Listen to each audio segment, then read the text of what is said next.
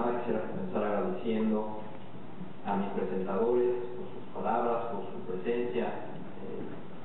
Es muy interesante escuchar siempre que tienen las demás personas que decir sobre el trabajo de uno.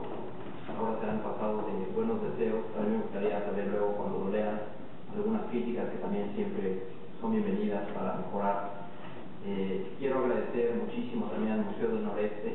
Me pareció el mejor lugar que pudieron haber escogido para esta presentación, dado que la relevancia de Otto de Guetao no solo se circunscribe a Monterrey, sino también al estado de Coahuila, sobre todo, como ya han hecho referencia a los presentadores y moderador, a Monclova. Y bueno, también me gustaría agradecer particularmente a todo el personal y directivos de todos los archivos que visité, particularmente al doctor Romeo Flores y a Lucas Martínez Sánchez, también aquí presente, que te agradezco muchísimo. Su presencia fue muy ayudadora, a pesar de que nada más nos vimos un solo día. Muchísimas gracias. Y quiero agradecerles también a ustedes por estar aquí en viernes. Yo sé que no es nada fácil como joven, y a mi familia aquí presente, algunos de ellos, nada más algunos, porque pues nomás tuvieron que quedarse en México y en Querétaro a trabajar. Y bueno, como buen descendiente alemán, voy a tratar de ser un poco esquemático. Voy a comenzar hablando de por qué me interesé por el tema. Ya han hecho alusión de lo difícil que es definir cómo se pronuncia mi apellido. Y eso ha llevado a que la gente piense que es francés, ¿no?, por la terminación en Nau, o que incluso sea originario de Oaxaca, del pueblo de San Pablo Velatao. No tiene nada que ver. Si ven a mis hermanas abuelas, no creo que tengan nada que ver con el pueblo. Desde todo mi interés por la historia comenzó como un interés por la genealogía, el cual ya en realidad ya no tengo. Pero por ahí comenzó mi interés por la historia, y estaba de alguna manera determinado por el nombre que me pusieron, bueno, por el nombre que me tocó, ¿no?, Pablo de Guetao, que por cierto se pronuncia de Guetao, pero estoy más que acostumbrado a escucharlo mal dicho. De hecho, cuando tenía que investigar en las fuentes, siempre tenía que pensar cómo lo pudieron haber escrito mal. Entonces soy también experto en eso, cómo escriben mal el apellido de Guetao.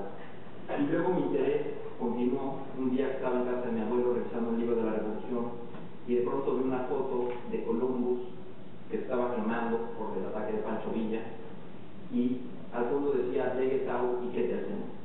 Entonces dije, pues bueno, ¿qué tenían que ver mis antepasados? Porque seguro eran mis antepasados con esa casa comercial, que por cierto no era de mi antepasado directo, sino de uno de sus hermanos. Y pues todo esto me llevó a, cuando tuve que formular la tesis de licenciatura, ¿se escucha bien? Cuando tuve que formular mi tesis de licenciatura, a escoger este tema. Mis amigos me criticaron mucho que estaba escogiendo el trabajo de mi abuelito, que en realidad no es mi abuelo. Y como hago referencia en la tesis o en el libro, eso me molestaba un poco, tener que escoger como a mi abuelito como tema de investigación. Sin embargo, lo que me terminó por convencer fueron los documentos familiares, que para un historiador son básicos. Ahí estaban, eran ricos, eran inéditos, y como digo en el libro, pues ¿qué más podía hacer sin aprovecharlos? Algo realmente notable, como también ya han hecho alusión, es que estaban conservados. Los de Guetao hemos tenido una pericia por conservar documentos y no así el recuerdo de dónde venimos. Les digo que básicamente todos sabíamos de mi familia que éramos de origen alemán, pero en realidad no lo teníamos con la certeza absoluta, que he procurado dejar en claro con este trabajo. Y como se menciona en la tesis, creo que eso ha sido gracias a la pericia femenina, primero de Isabel, la esposa de Don Otto. En una carta de 1882, Otto se pasa de las cosas que dice, que por cierto no reproduzco en la tesis, y le dice a Isabel: por favor, rompe estas cartas luego, mijita, porque si alguno las leyera, dirá que yo soy loco. Gracias a que Isabel no rompió en ese momento las cartas, en gran medida pude hacer este trabajo.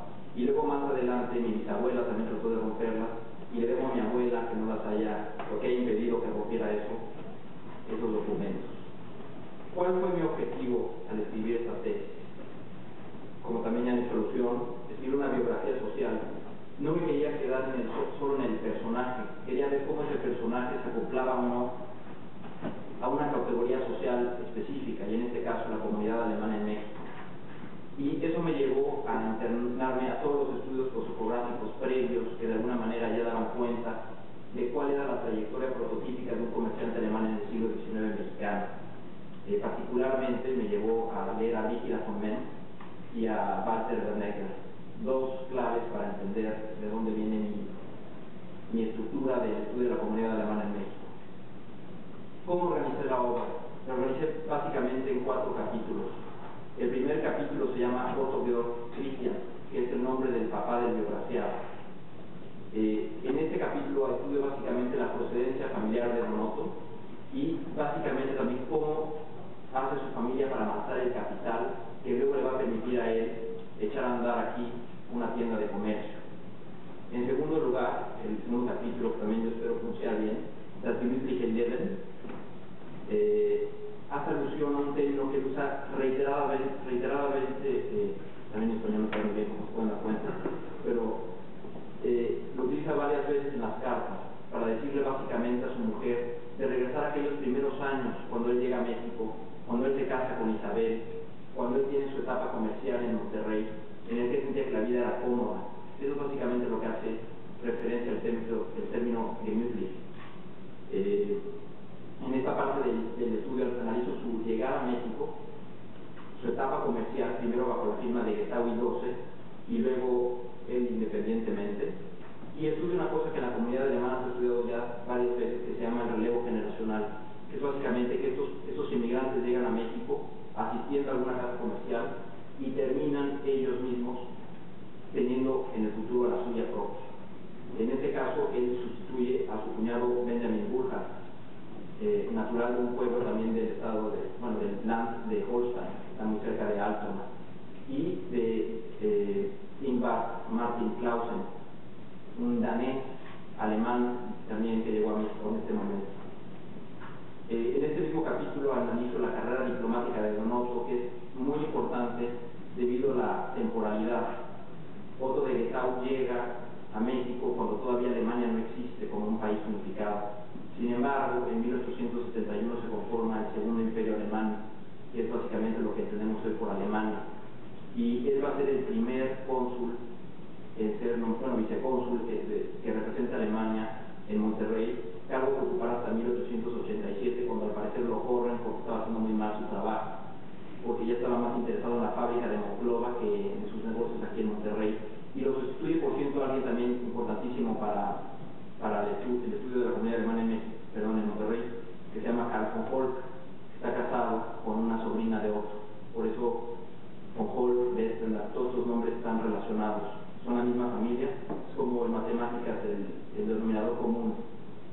Y por último analizo también el matrimonio de Otto de Getau, que es muy importante porque es una faceta que se ha relegado en los estudios de esta región, y es todos los matrimonios de gente que no fueron tan importantes, pero sin embargo están relacionados con las personas que fueron muy importantes.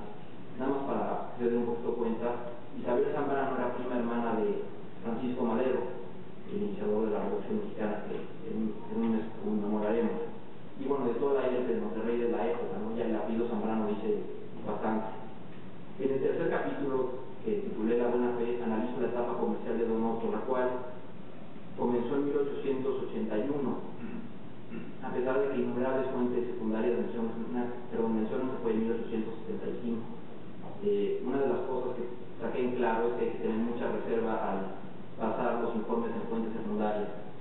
Hay veces que no queda de otra, pero uno de los aprendizajes que tomé con esta investigación. Y divido mi investigación de la fábrica básicamente bajo las dos denominaciones en las que estuvo organizada. Primero con de Getau y Garza, y luego con Fábrica de Helados Tejidos, La Buena Fe, Sociedad Anónima.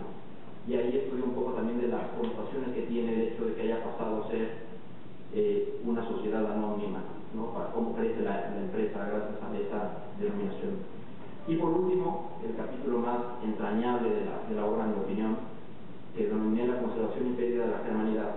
Analizo los últimos años de vida de Don Otto y analizo también cómo su sucesión inmediata pierde o conserva su identidad paterna, cómo sus hijas, por ejemplo, conservan la lengua alemana, y sin embargo mi bisabuelo pierde por completo el manejo del alemán, o casi por completo. Y bueno, la manera para analizar eso también me remite a Vigida Comens, que básicamente entiende por germanidad el manejo del alemán, ¿no? Y marca ciertas directrices para saber por qué se pierde o se conserva dicha expresión. Bueno, finalmente, en cuanto a la organización de la obra, incluí dos apéndices. El primero de ellos en relación a mi apellido, que como ya pudieron constatar ha sido tema de debate en esta mesa.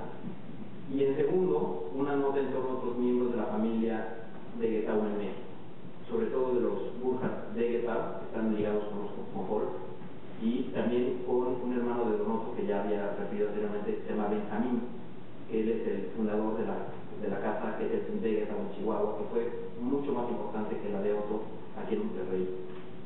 Y bueno, al final ya un anexo fotográfico, ¿no? que espero que disfruten, ¿no? Siempre es muy interesante, aunque las personas no sean los reportajes que uno, ver cómo la gente se vestía en la época, cómo posaba, etc. ¿Qué fuentes utilicé? Puedo dividir en dos. La primera, que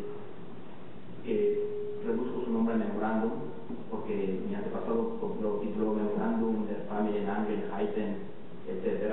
Es básicamente una ociosidad de papá de Donoso. Cada año escribía lo que iba haciendo, y eso pues por supuesto para mí fue un instrumento valiosísimo para analizar la procedencia familiar de Otto, del papá de Otto.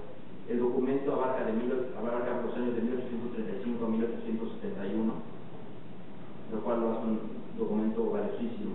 En segundo lugar, las cartas que escribió Otto Degetau a su mujer entre 1877 y 1895, lo cual me remite a leerles algunas citas, algunas de ellas que no están en la obra. Lo interesante de las cartas, pues muchas veces se queda en lo anecdótico, ¿no? Por eso no lo pude incluir en el libro. Por ejemplo, voy a leer una de 1887, que habla muchísimo de quién era Otto. Era un personaje romántico, por lo menos por lo que se puede interpretar en las cartas, completamente enamorado de su mujer,